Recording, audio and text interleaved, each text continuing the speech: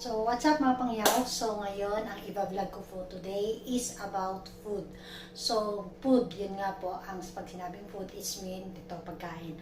So, gulay po ang lulutuin natin ngayon. So, dahil late na tayo natapos ating live, so ito, ngayon pa lang tayo magluluto. So, ayun mga pangyaw, samahan niyo po ako sa aking pagluluto ng aking gulay, ginataang gulay. So, ayan, ito po, pakikita ko po sa inyo ang mga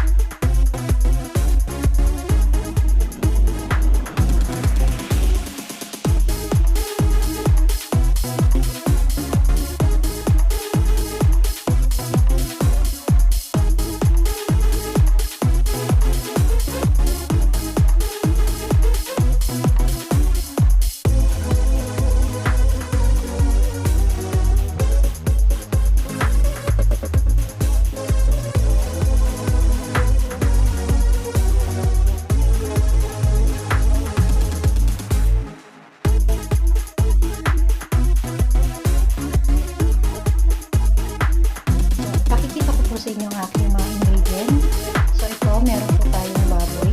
So ito pong baboy na to, pakukuluan ko po siya. Lalagyan ko po siya ng salt hanggang sa ma-crispy siya. Meron po tayong eggplant at meron din po tayong pumpkin, long beans, sili, green chili, onion, ginger, cubes, at syempre yung ating gata at ang ating tagoan. Ayan, salting shrimp. At meron din po ako ditong dry na fish. Hindi ko po alam kung anong tawag dito, pero dilis. Ayan. Ilalagay din po natin yung sahog. At meron, lalagyan po natin siya ng konting ginisa mix. At meron po tayong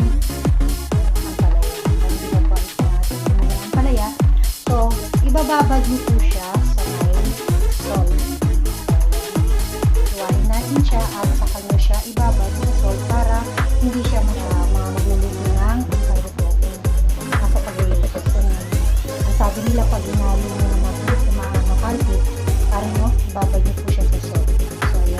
So ayan lang po ang ating mga ingredients. Samahan niyo po ako sa aking pagluto.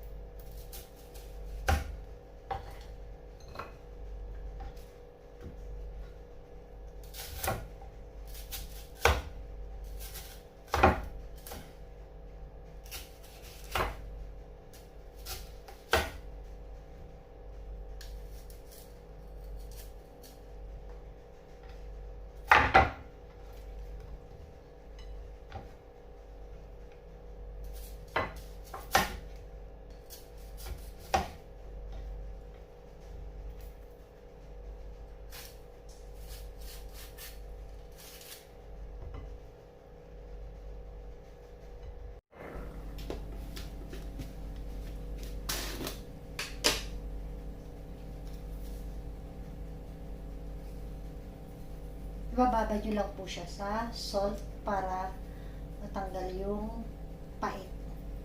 Dahil alam naman po natin, ang ampalaya ay napakapait talaga. So ayan, imamas lang natin. Hayaan lang natin na magkumatas yung kanyang mag-absorb yung salt sa ampalaya.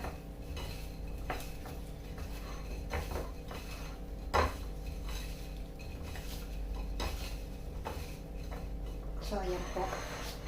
Tanggal pait ang ating ampalaya.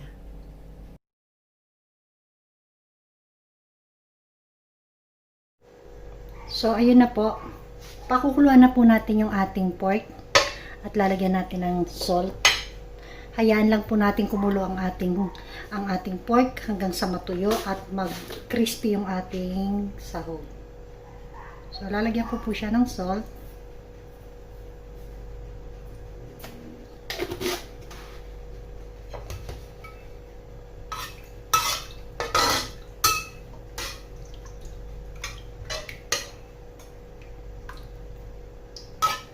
Antayin natin hanggang sa matuyo at mag-absorb yung ating tubig sa ating fork.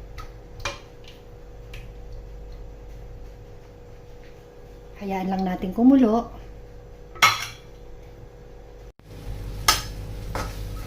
Haluan lang po natin ng konting 1 cup of water.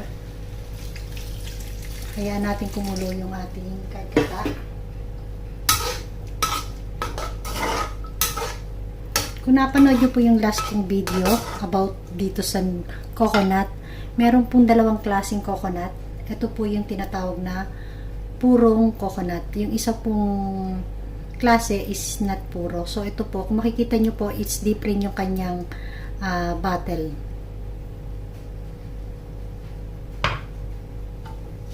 So dahil puro po yan, so kalahati lang nilagay natin at inad ko na lang ng water.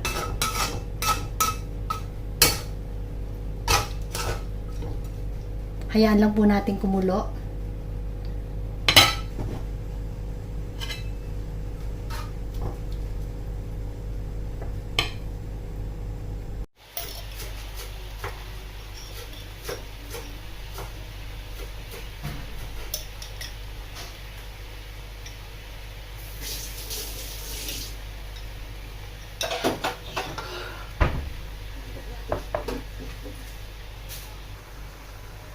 So, yun na mga pangyaw, na ano na natin yung ating ampalayat. Nilabas ko na yung katas at hindi na siya masyadong papait.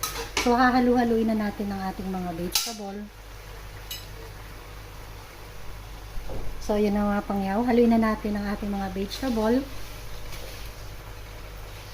Yung ating pampalaya at ang ating long beans.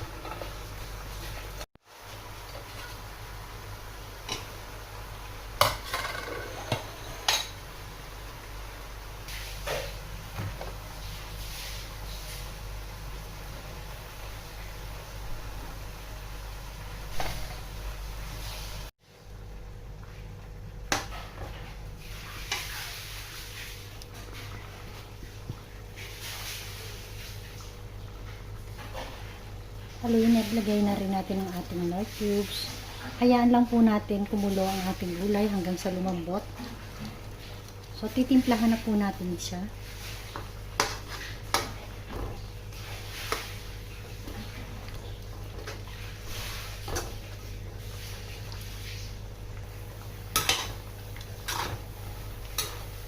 So, may konting anghang siya.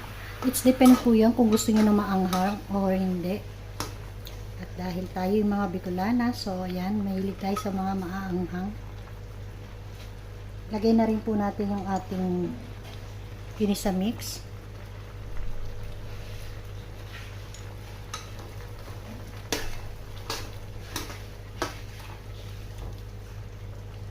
Ang ating salt. Kalahati lang po siya kasi meron na po yung ating pinakuluan na baboy. So ayan. Hayaan lang po natin kumulo at lumambot ang ating mga gulay.